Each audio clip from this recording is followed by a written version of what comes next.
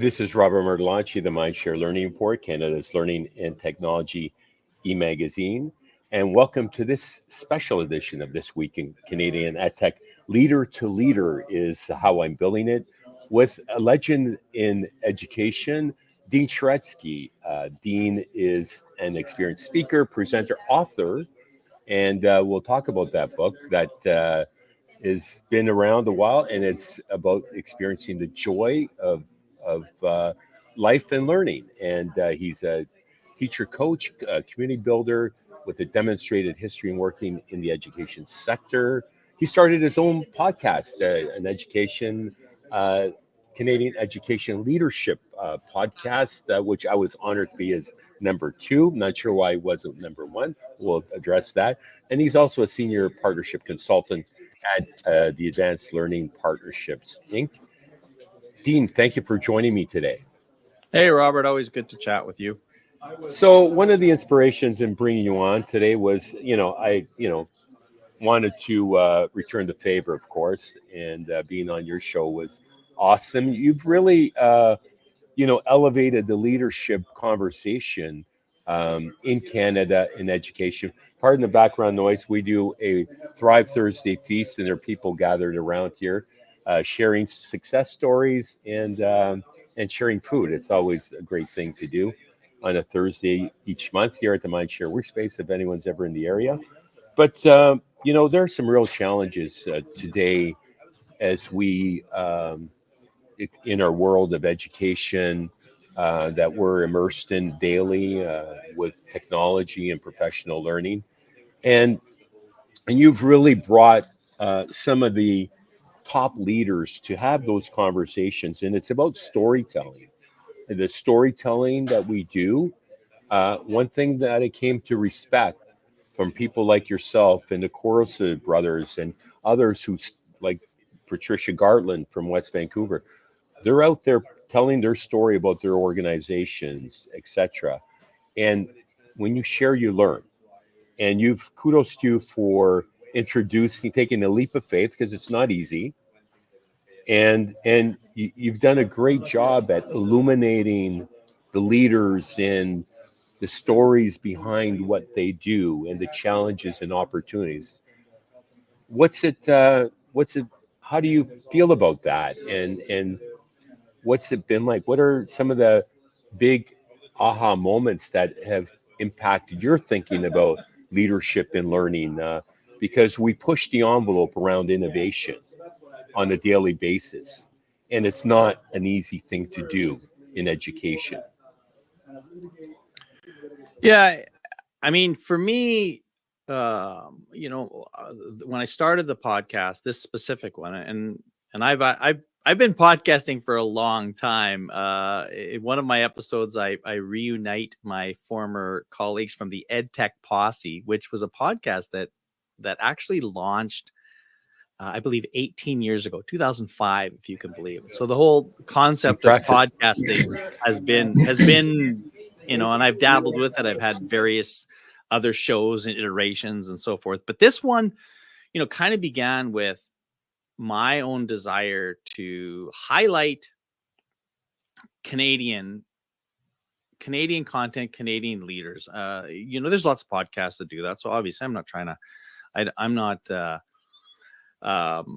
doing anything super new. However, I and I think you and I both in our travels hear about Pasi Sahlberg even saying, well, hey, maybe Finland isn't the only place that's doing really well around the world, that Canada actually is pretty high when it comes to achievement and innovation within education. So that was my beginning. Like, let's do this and really to try to capture right across Canada from coast to coast to coast. So I've got folks in there from Maritimes, the West Coast, Northern Canada, and across. But I have to say, sorry to interject, but the only reason you're able to do that, there aren't too many people that could do that. It's about relationships, and we'll talk about that later. But it's because you have those critical relationships to pick up the phone or an email, and they will give you their time because you built their trust.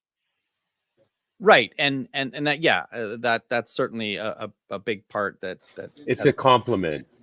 I know, I appreciate it. And it has its own kind of, like, we could talk ad nauseum about how you get there. And I know you're kind of in the process of writing about that and trying to share that, like, how do you actually do this stuff? So again, I perhaps take that for granted, but yeah, it definitely, I definitely leverage my network and the people that I know.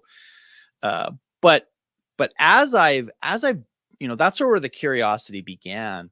And I think where I'm at now, and this has been evident probably the second half. I've launched 31 episodes. I got episode 32 coming out Monday, but probably about halfway through this journey, I realized, and I wrote a blog post about this, really asking the question, who wants to be a leader? Because leadership is not as attractive as it once was, I think. And that's not just in education. We're seeing this in politics. We're seeing this in so many fields where people just like, being the boss, taking on that responsibility just comes with so much, uh, you know, challenges that people generally like, I don't know if it's for me. And so I wouldn't part of disagree what with you. I wouldn't disagree with you. And I think I know why, but I'll let you finish because I have a sense well, of why. sure. Yeah. I think there's a number of reasons, I think, but I would say, perhaps the primary reason is just the sort of the added angst and challenges that have, and the lack of trust, perhaps even in our institutions, right? Like we see the sort of the breakdown of, I look at politics. I look at how politicians just get berated constantly. Everyone, doesn't matter where you are, what side of the aisle you're on, or whatever. Somebody's out there just, and of course, because social media, like, they see it, right? Like these are thoughts that people had, and now, along with the bumper stickers and the tweets and everything else, like, you're just pounded with it. So you have to have this amazing thick skin, thicker than ever, right, to be able to get through. But the people that I have on the show are those who have said, despite that, I'm still excited about the work that I do. I'm still excited about making a difference for kids. I'm still excited about what's next. And so these are the people that are, that are the core of who I'm talking with, and just excited to hear and learn from all those great leaders. Absolutely, and it's admirable. Yeah, I often get tapped about running for politics in my region, and I've done my leadership coaching. The most important thing to me was coaching my kids, the kids in hockey and soccer, the kids I coached over 15 years, and I would impart my life experiences, lessons, and always finish with do well in school because it gives you options. Parents would get mad at me because their little Johnny was going to make the NHL and school wasn't important. But at the end of the day, it's about perspective and making an impact. The only reason I did it was because I felt I can make an impact. Now, at my juncture in life, I've been our community association president. Would I want to run into politics because of all you're under a microscope and Yeah, it's a thankless job. There isn't the respect. exactly. There isn't the respect, and we have to ask ourselves why, because the decorum is at its lowest point in our history. I would say, when it comes to leadership and those who embrace social media for the wrong reasons. And I'm not going to mention the person's name, but he's very much in the media today. And people are questioning this very wealthy, innovative idiot at the end of the day because he's leveraging it in the wrong ways. And it's unfortunate because we are all thinking about moving to other platforms to share positive things and positive decorum. Don't take advantage of a platform to to share, evil and divisiveness. And I'm not Well, and mentioning the name. no, I mean, I think we know kind of know where you're going with it, but I also, I mean, part of my call to action, if you will, in a lot of this, and again, I've written a few blog posts about it. It's not just, listen, if we want to encourage good people to become leaders. And I mean, when I was in school division, I would have our central office folks say, hey, I think you should go into this, I think you should take on this role or that role. So people get shoulder tapped all the time. And a lot of people are just saying no. But I think one of the ways in which we can combat this is that us as citizens do a better job of supporting our leaders. So while we continue to ask more and more from our leaders, we need to do a better job of being good citizens. So that means that my urge to write a negative tweet about my local MLA or MP or prime minister, whomever, maybe temper that, right? Because it's just easy to say, what in the world are these people thinking? They're nuts or whatever. And again, I'm not trying to say we don't critique and criticize our leaders. That's part of the job. They know that, and that's part of it, certainly. But the way in which we do that, of course, is so critical, right? To say that, hey, I wonder if there might be a better way of this being solved, but of course, it just is so easy to throw in the vitriol and the really just classless kinds of comments. That's where it hurts. Listen. Nobody likes criticism, but I think we all understand that if there's a role, hey, if I'm leader, I'm open for people to say, and I would encourage everyone to listen to this coming week's podcast with Scott Johnstone. He's associate superintendent of Parkland School Division, and Alberta has this assurance model, which I think is really fascinating, where they are looking to create confidence amongst their stakeholders, parents, whomever, to say we're trying to do their job. And one of the things that Scott said in this podcast is he referenced the I think is it Jimmy Kimmel that does the mean tweets, has celebrity read mean tweets themselves. He said maybe not to that extent, but when people say negative things about that, we actually include that in our annual report. Like, we're open. So it's not what a great idea. Yeah. It's not that we don't want to hear from people. No. But we want to create an environment where it's a respectful discourse, right? Where people can say, hey, I don't think the school district handled this busing issue well, or whatever it is. And you're saying, okay, let's look at that. Let's either help us try to do it better, or explain to you better why we did it the way we did it. I mean, that's just miles ahead. No, you struck a chord on a very important word you just shared, is respect. Mutual respect. I've always embraced that, and I've taught my kids growing up.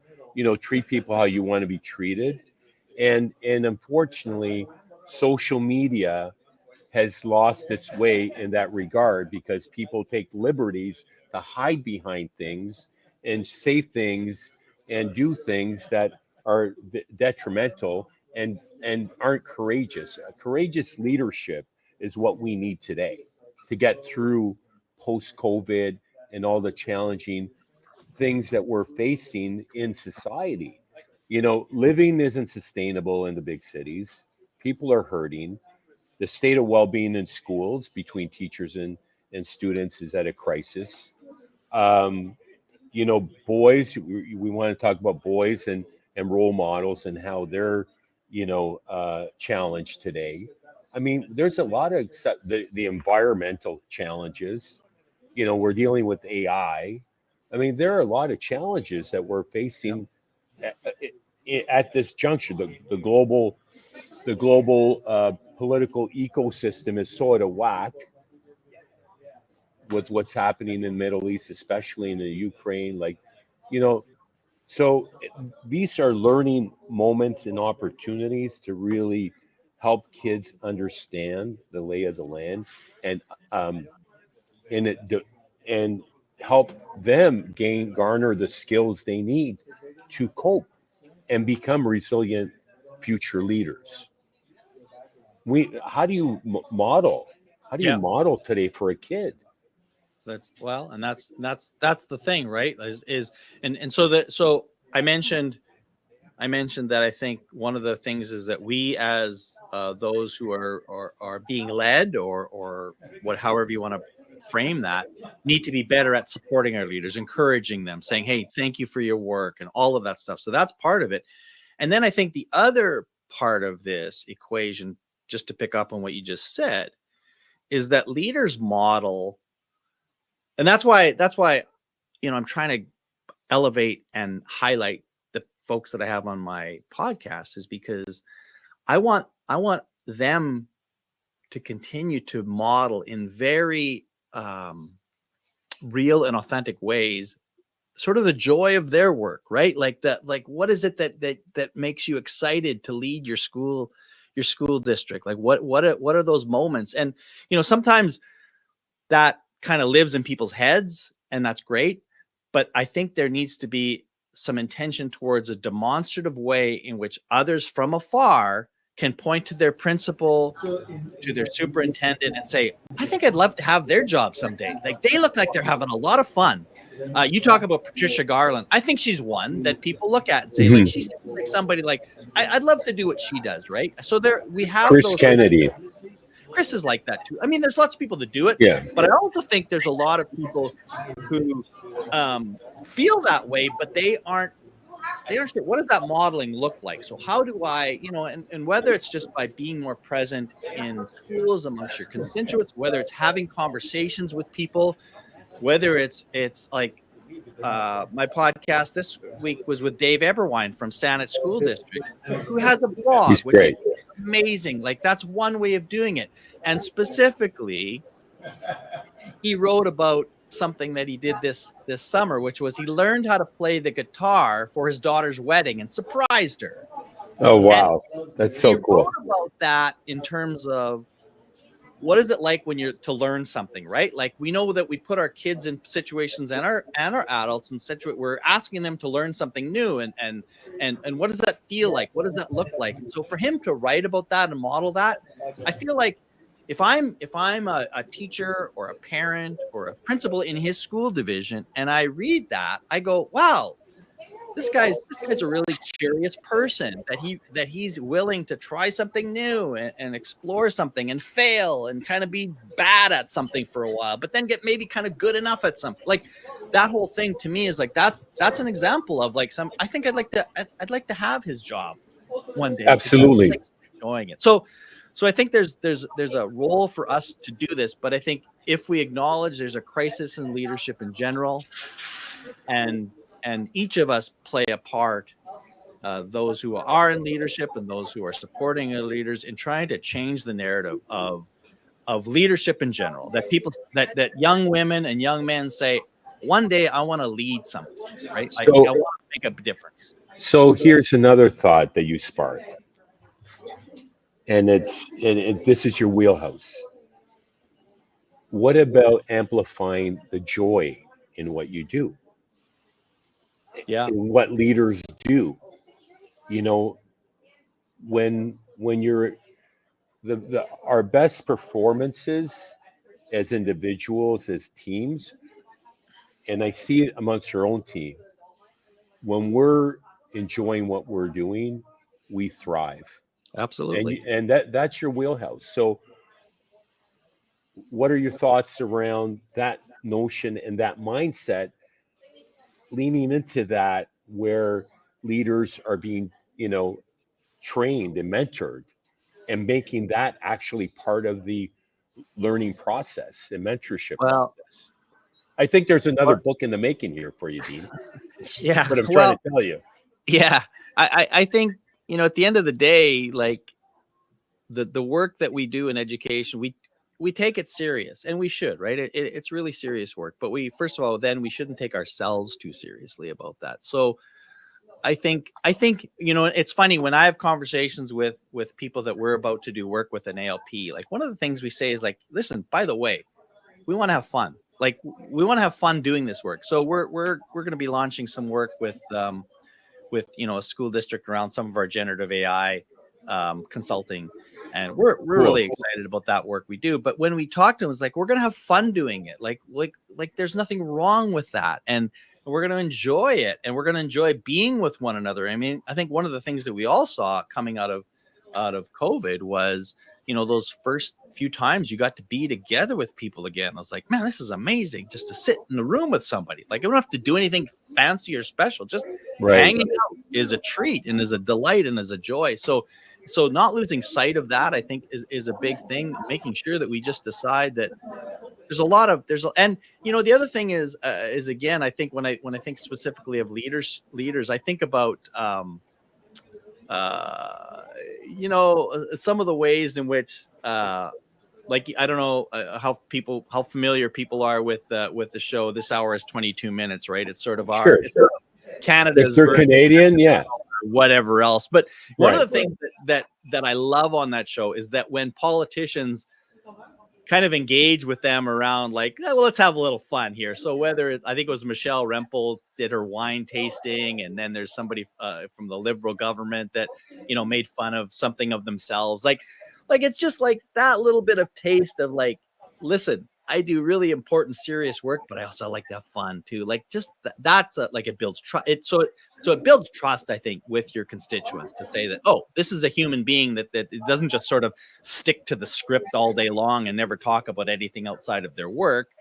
But it also is, from a personal perspective, like, yeah, like it says like, listen, part of my job's hard, but it's fun too.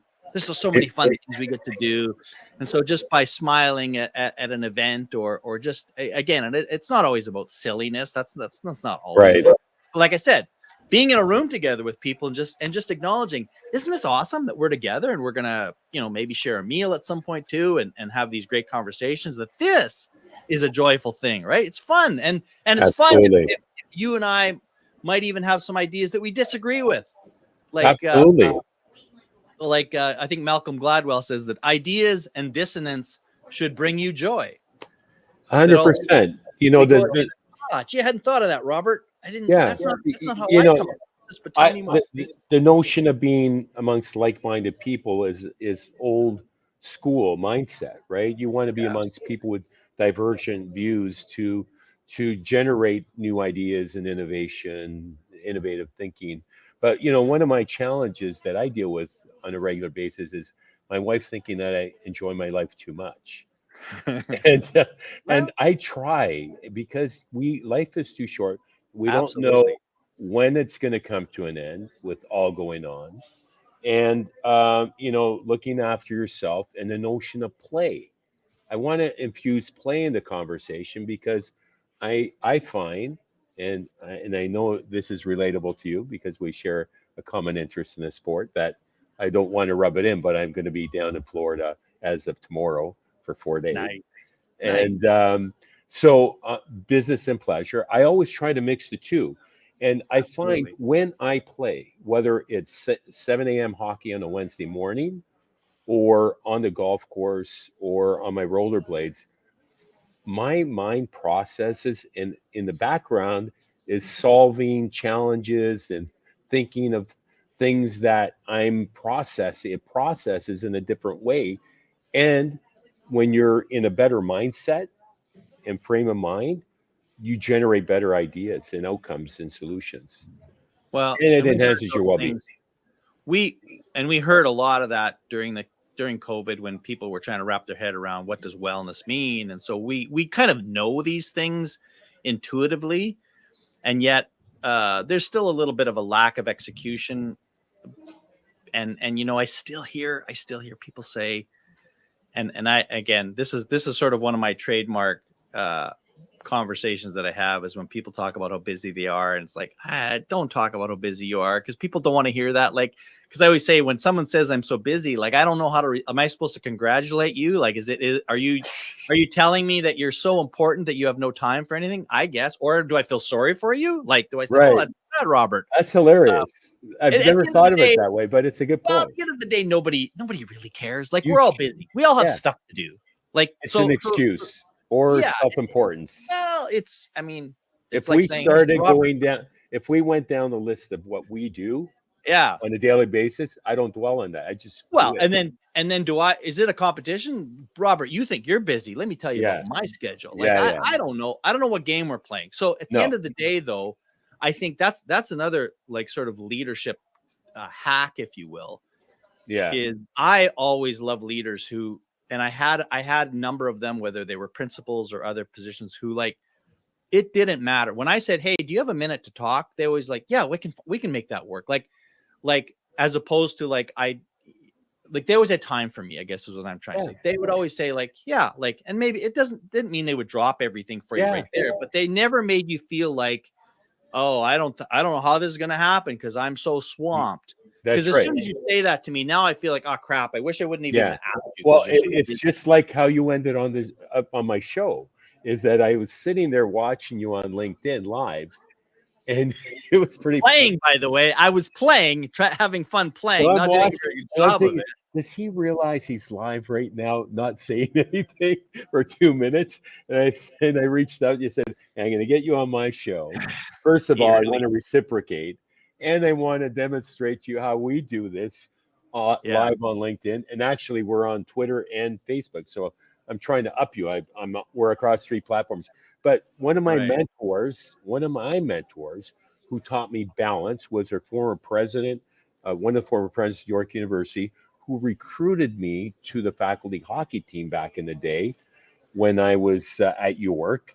And I was 27, he was 62. Ian McDonald carved time out in his schedule on a Friday. You could not book meetings with him because we played faculty hockey late Friday morning, not right, quite lunchtime. People right, took exception to that. But you know what? It really taught me that you need to protect and embrace yeah, the growth mindset and health and well-being. Fast forward 30 years, okay? I'm the elder statesman now. I know I look younger than I am, and he's 92 and just retired playing last season at 92. yeah, yeah, It says a lot. It absolutely, says a lot. yeah, So, we need to ensure that in education, we maintain that balance. What we gave away at our summit, and I'm going to save one for you, a workout shirt with our summit logo, long sleeve shirt, because it's kind of cold up here in Canada this time of year.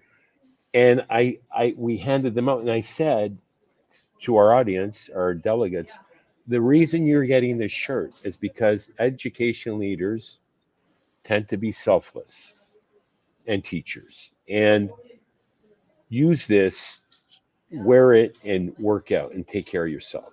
Whether you walk, run, yoga, gym, weight, whatever, golf, hmm, take care of yourself. Get yeah, kids outside. Get kids outside. Like David Suzuki, I was interviewing him about EdTech, and he swore. He got really mad. And I was like, wow.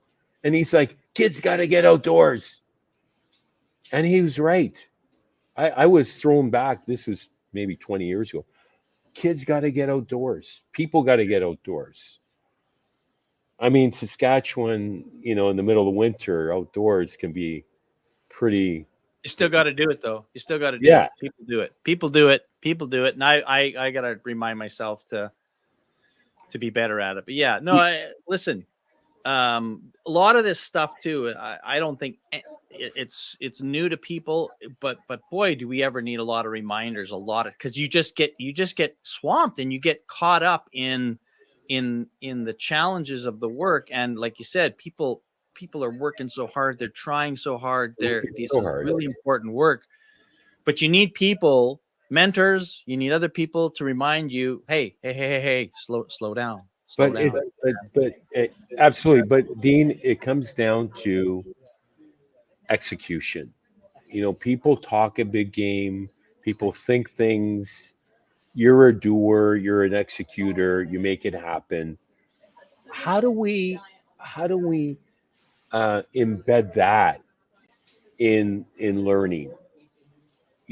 Like you know, uh, I took consumer studies. I wrote a blog in my next newsletter going out tomorrow about Mr. Everett, an ex-Bay Street banker who taught consumer studies and taught us financial literacy. Project-based learning was what we were doing Hmm. together in the 80s, no, 70s, late 70s. and learning about mortgages and buying a house and buying a car. And he taught us practical things that I took with me beyond school.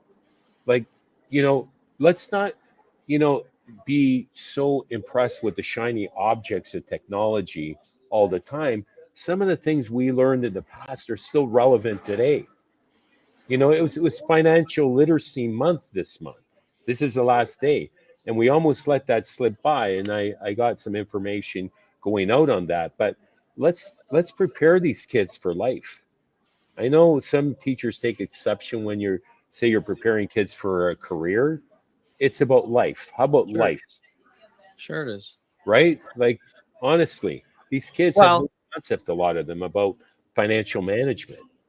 oh, I mean, there's so many aspects of those practical kind of things that again, that's a whole other Yeah. potentially a whole other conversation. But I also love the quote that said adults need to have fun so children will want to grow up, Ah, right? that's a good one.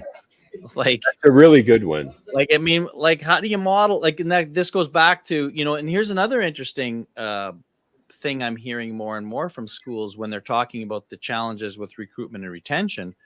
They're also recognizing that long term they need to be recruiting from within their current schools. So how do I encourage our high school kids to consider a career in education? Well, first of all, if you want to do that, it goes back to what I said before. They got to look at their teachers and say, "Hey, I want to do that job. Like, she's having fun. He's having fun. He really enjoys his work. I would love to be like that one." And I think there are, many people that are in education now who maybe had those people in high school that made them think this might be a wonderful way to spend a life. Uh, but Absolutely. but again, right now, it's only happening just because there's a few people that are intention, not, I wouldn't say they're intentionally, but they are exuding that kind of vibe, right, if you will, for back of to their kids. But again, I mean, I know not every teacher's thriving. I understand that. I understand Yeah. it's a difficult time to be an educator. I'm not trying to ignore that reality. That said, I always know there's outliers. There's people that, hey, I figured out something, right? And I'm just so curious always about, like, why is it that you love your job? Because I'm hearing so many people are struggling with it, and I'm not discounting that. But what is it you as an outlier are doing differently, or seeing differently? And there's probably a myriad of factors there. But we need to spend a lot more time extracting from those outliers what they're doing well, and getting them to be more explicit in their sharing, so that young people will say, I think education is a career that I'm interested in. Because right now Absolutely. it's not happening. And I mean, I know I probably don't have time to go into it, Robert, because Yeah. we've been talking for a while. But then this leads to that other thing that we talked about prior to pressing record, is Right. that we don't have enough young men thinking about entering the profession. I saw a report the other day. They're calling the University of Vermont Burlington, where Burlington is. They're calling it Girlington, because there Wow. are upwards of 75% of new kids entering college are female. Wow. And That's as I mentioned disproportionate. before, the stats in education is atrocious in terms of young men wanting to enter the profession. I was one of these few exceptions that I taught primary when I first started. There weren't That's cool. there's and there's almost no men teaching young kids. And One of my hockey buddies is a Peel District Elementary School teacher, and he loves it. And he said, "Yeah, yeah, he's a rare bird, breed, I was a rare bird, man. I taught bird first breed." grade, and I'd go to meet. I mean, there was nobody else doing it. There were a couple that came along after Right. me, but oh yeah. So there's a sustainability issue that we have to get serious about in education. Is how do we create more people wanting to enter the profession? And then the next part of that is, how can you create better leaders, right? Well, And more people wanting to take on leadership roles. absolutely. And a couple of things come to mind. In terms of mindset and mentorship, and you know, painting a picture of the future of school, like our environment here. We shared a Edutopia article recently. 16% uh, improvement on student performance when you have the right environment created. Right. Was the research they shared. We have our co-op students come in from two of the top performing high schools in Peel and Dufferin Peel here, and they walk in for the first time. They say, "This is such a cool place." How sad is that they don't think school is cool, but this is a cool space. And I Yeah. referenced the Right. archaic industrial model that still exists in many learning environments and got highly criticized by someone in my last one of my last newsletters. Well, there are pockets of innovation, but there's a lot of moving parts, and you have to create the right environment, the conditions, like your workspace that you have at home. Yeah. You create the right space. We need to do that for kids. Some teachers do a great job at that. They use what they got available, but I see more innovation in more out west, maybe because the weather's different on the very west coast. You see pretty cool learning environments. It's possible to do it throughout.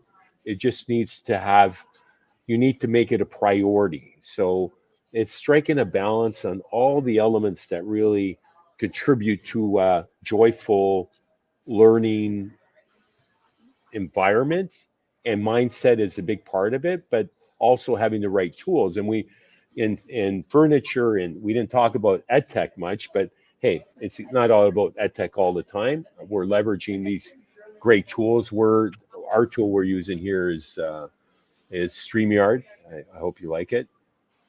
It's what we use OBS. You mentioned off air. Yeah. That's my kind of Similar. video production tool of choice.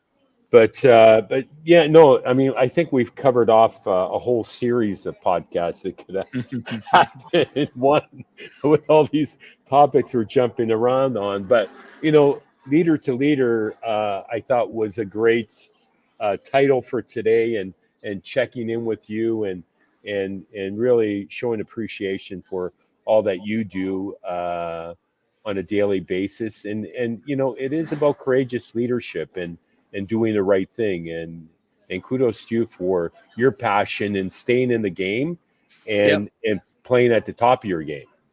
Well, thank you. No, it's just such a passion of mine. And I really enjoy helping leaders sort of become all that they can be, if you will. But also really thinking about it more than just supporting individual, like the systemic approach to leadership. Like, how are we going to grow more people in this profession? And it's complicated, it's complex. But the wonderful thing, Robert, you and I both share, is that we just know so many really cool and great people across Canada and beyond that are just doing this work. We have so many, and I think it's people like us that are tasked with being the narrative champions for some of these people, because they're busy doing the work. You and I kind of get to watch from the sidelines somewhat, but I think the role that we play in highlighting, listen, people, don't forget, there's people doing really, really good work. As much as the media and maybe the public sometimes can hit educators pretty hard and have a lot of harsh things. We know different. We know that no, you don't understand. There's people just really doing great work. Maybe you don't know about it, but they are. Just believe me, they are. And you spend time with these people, you spend time in the schools, and you're just in awe. You're just in awe of what people are doing, and they need to be reminded of that. And they need to, the word has to get spread so that those in their own community and around them can say, oh yeah, hey, we could do that too. So that's you absolutely. And you hit on a really important point. It's the storytelling. It's sharing those success stories that are happening within the confines of the school district and the walls of the schools. And perhaps we don't do a good enough job across the country in sharing. And I'll share with you what one of the school district directors did in Ontario. He hired 2 PR people, additional people, to go out and garner the stories from the schools and share them. Yeah. Wow, that's great. And that is a secret to their success in how they're thriving, and I would encourage others to do the same, because we don't hear enough of those stories that are happening, and every day there's a success story in a Absolutely. school. So Yeah, there's no shortage of it, but you need the people to be sharing. Not every director, superintendent has the time or the inclination to be on social media, for sure. right? Yeah, and So that's just the way it is. So I don't criticize people for not. no, But if you're not, I think to your point, then you need to have somebody else helping you to do it, because the concept of sharing, the concept of, and again, PR is one thing, um, but there's also just a genuine desire to help each other, right? Is to say, right, like, listen, I don't know if we've got it all figured out, but we're doing some interesting work in this area, and others should know about it, because they might say, oh, help me learn more, because we're in the early stages of whatever this is, or would love to talk to you more. So again, and I know, Robert, that's both you and I, our joys in connecting people, right? Like, there's absolutely, nothing more rewarding than finding people that we know that don't know each other, and saying, you guys need to meet and talk, and you watch those relationships form, and you feel a little bit of pride that you had a little role in bringing those together. So that, absolutely. Well, Dean Shareski, with that, I think we're going to put a wrap to this, because I know you're super busy. And no, so, I'm not. No, I'm not. I'm not busy. I'm never busy, Robert. no, Never never busy. too busy to talk to you I got stuff to do, either. but I'm not busy. I got No, things to do, but I'm not busy. I was tongue in cheek, tongue I in know you. cheek. Well, with that, Dean Shareski, Advanced Learning Partnerships, founder of the Canadian Education Leadership Podcast. Did I get that right? Sure. Most of Okay. it. We'll look forward to connecting again in the not too Yeah. distant future. Always a pleasure. Thank you Yeah. for all that you do. My name is Robert Merlanchi, the Mindshare Learning Report. Be sure to check out www.mindshare Learning to get your latest issue. And until next time, stay healthy, stay safe, and keep the learning curve steep.